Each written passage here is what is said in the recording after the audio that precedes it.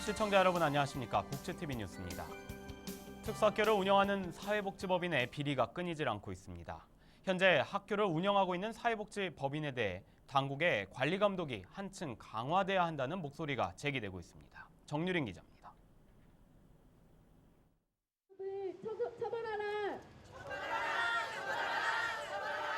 문제가 된 법인의 비리는 시설 거주인의 폭행과 노동 강요, 횡령까지 각양각색이었습니다. 사회복지법인이 특수학교를 운영하면서 회계부정, 학습권 침해, 폭행 기본적인 것들이 저희가 민원을 받았기 때문에 기숙형 학교에 대한 특별감사를 요구를 저희가 했고요. 장애계 단체가 지난 1일 국가인권위원회 앞에서 기자회견을 가졌습니다. 각종 비리 혐의로 지난해부터 인권위의 조사를 받고 있는 A 사회복지법인이 최근 시설 문제를 은폐 축소하려는 의심스러운 정황을 보였기 때문입니다. 장애계는 결국 터질 게 터졌다는 입장입니다. 사회복지법인이 특수학교를 운영하는 것 자체가 장애 학생의 인권 침해 문제를 끌어안고 갈 수밖에 없다는 겁니다.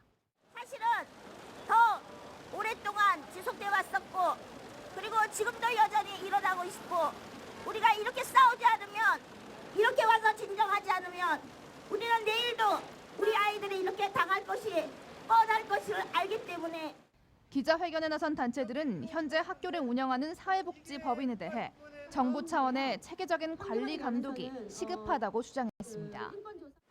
장애인들을 돌보던 그런 생활시설들이 학교 교육까지 진출하는 것은 굉장히 기형적인 구조라는 겁니다. 국가인권위원회나 이런 국가기관에서 전수조사를 해서 인권 침해라든지 공금 횡령이라든지 이런 비리 문제를 조사할 필요가 있겠습니다. 부패와 비리의 온상이 되고 있는 사회복지법인이 장애 학생의 교육권을 침해하는 일이 없도록 제도적인 개선안부터 마련하는 게 급선무입니다. 복지TV 뉴스 정유린입니다. 기대와 우려 속에서 성년 후견 제도가 벌써 시행 2년을 맞이했는데요. 이 법조계가 성년 후견 제도의 성공적인 정착을 위해서 토론회를 마련했습니다. 이솔리 기자입니다.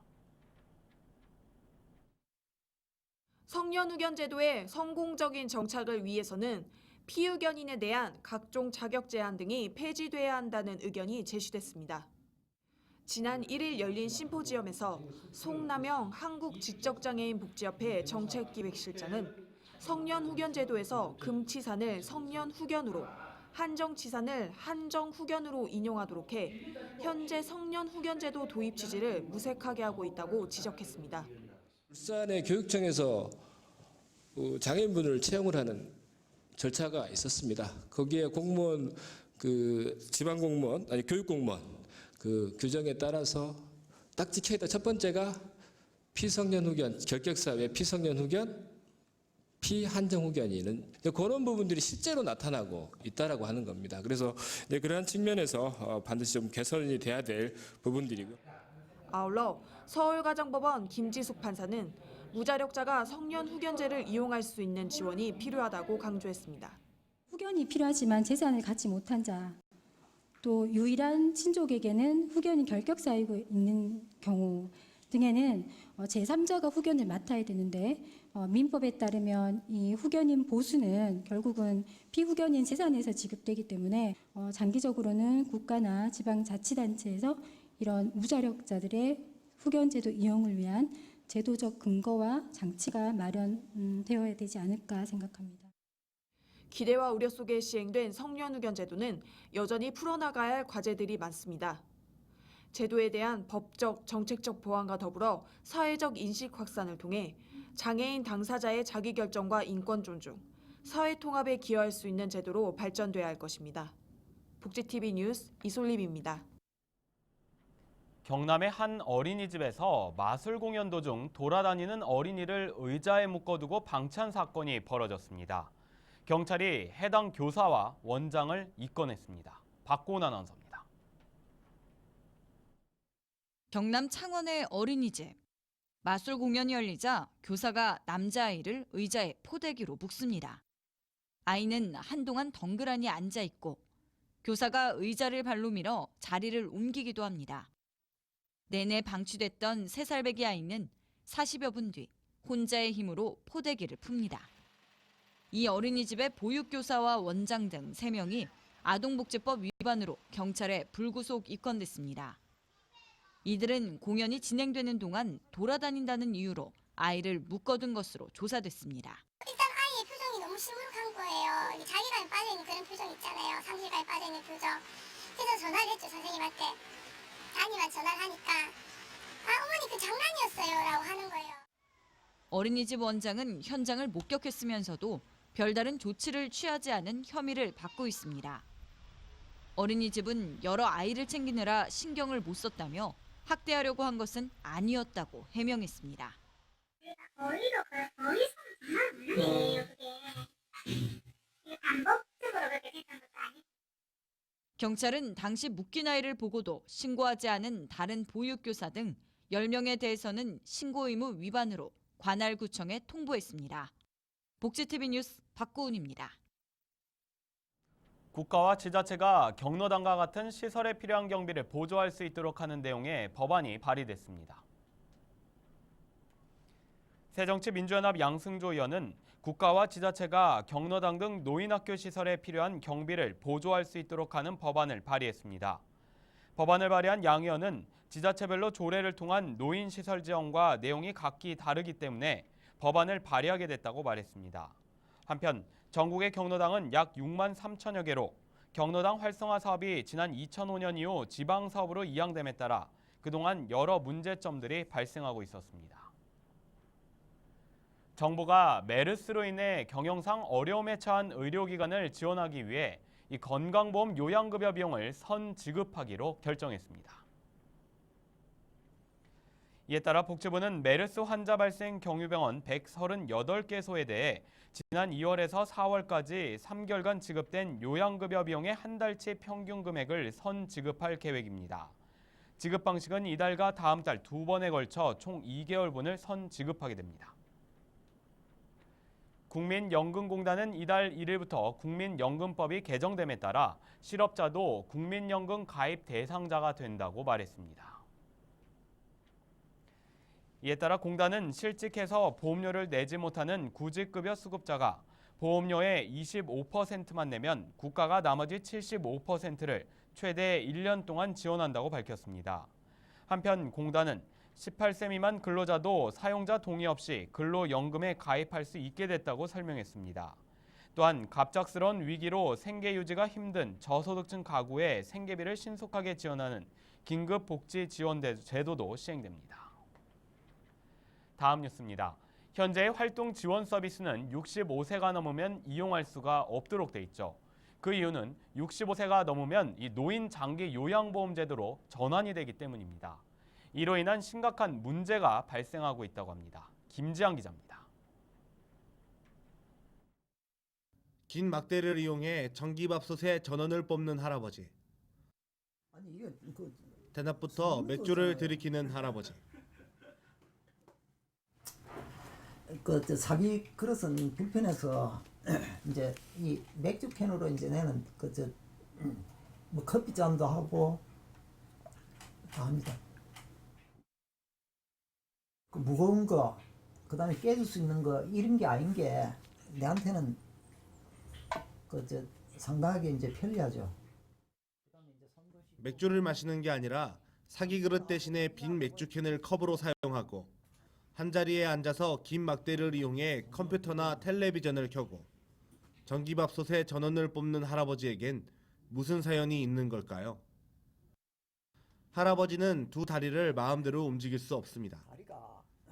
바로 얼마 전까지 장애인 활동 지원 제도를 통해 활동 지원 서비스를 받으며 생활했던 할아버지에게 주어졌던 활동 지원 서비스 시간은 하루에 8시간에서 9시간씩 한 달에 258시간. 하지만 올해 만 65세가 넘어가면서 더 이상 활동 지원 서비스를 받을 수 없게 됐습니다. 4월 달부터 내가 장기 요양 서비스를 받았어요. 네네네. 그 받으니까 한 달에 80시간인데 토요일, 일요일 안 와도 하루에 4시간씩 이제 해갖고 20일 동안 오는데 이거 우라통만 터지고 누워 있다가 죽으라는 건지 만 65세가 되면서 그동안 받았던 활동 지원 서비스 대신 노인 장기 요양보험 제도에서 제공하는 재가급여를 받을 수밖에 없게 됐고 누군가의 도움 없이는 일상적인 활동이 불가능했던 할아버지의 삶은 예전과 많이 달라졌습니다. 이제 하루에 4시간씩 와서 이제 돌보거든요. 네. 와서 이제 청소하고 이제 식사 서비스를 해주고 그러면 이제 뜨신 밥을 한 번은 먹을 수가 있죠. 258시간에서 3분의 1도 안 되는 시간을 배정받아가지고 그렇게 불편하니까 뭐 사회활동은 꿈도 못 꾸고. 임태순 할아버지가 겪고 있는 이 상황은 할아버지 개인의 문제가 아닙니다. 만 65세가 넘는 장애인들 거의 대부분이 겪고 있는 문제입니다. 다음 시간에는 노인장기 요양보험제도로 전환되면서 생기는 문제점을 해결하기 위한 방법은 무엇이 있을지 알아보겠습니다.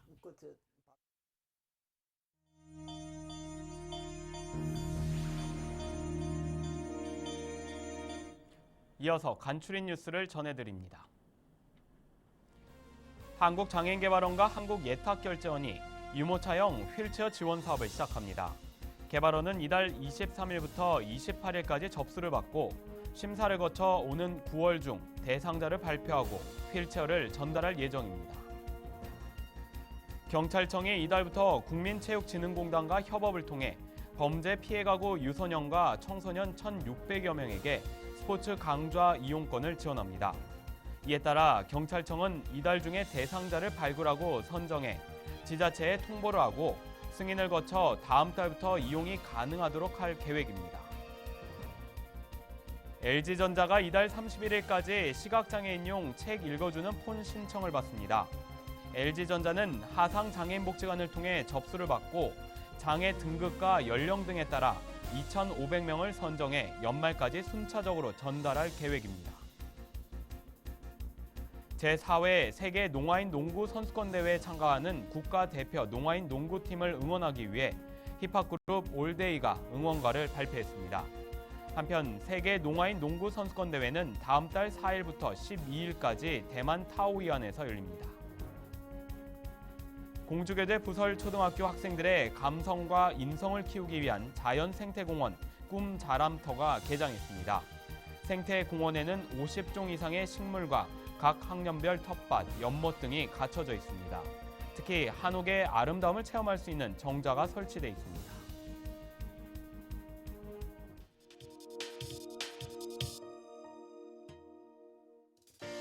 고열에 기침을 하는 아이들이 늘고 있습니다.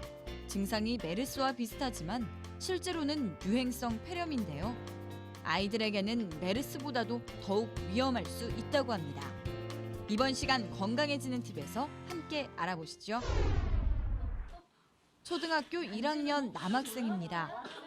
2주 전부터 발열과 기침, 가래가 있었는데 밤에 더욱 심해졌습니다.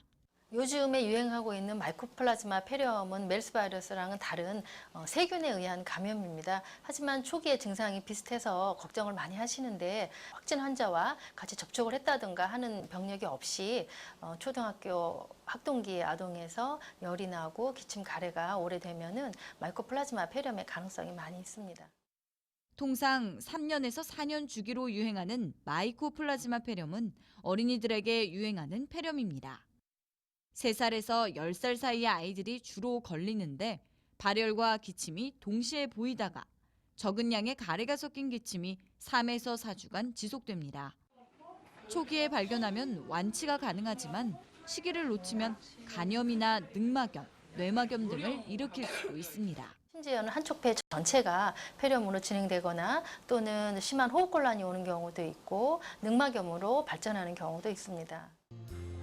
메르스에 가려진 유행성 폐렴. 치료 시기가 중요한 만큼 고열에 기침하는 아이가 있다면 반드시 확인해야 합니다.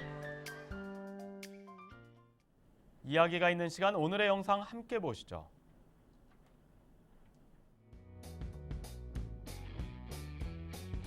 내년 3월 프랑스에서 열리는 국제장애인 기능올림픽 대회.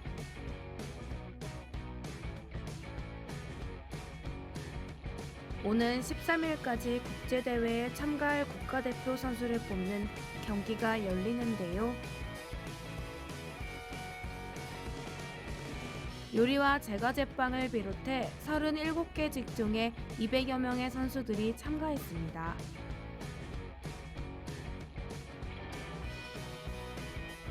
그동안 갈고 닦은 실력을 유감없이 발휘할 수 있도록 우리 모두 응원합시다. 화이팅! 네, 기능인들의 꿈의 무대인 국제장애인 기능올림픽을 앞두고 국가대표 선발전이 열리고 있는데요. 4년마다 열리는 국제장애인 기능올림픽에 대한 시청자 여러분의 많은 관심과 응원 부탁드립니다. 행복한 미래를 여는 방송 복지TV 뉴스를 마칩니다. 시청해주신 여러분 고맙습니다.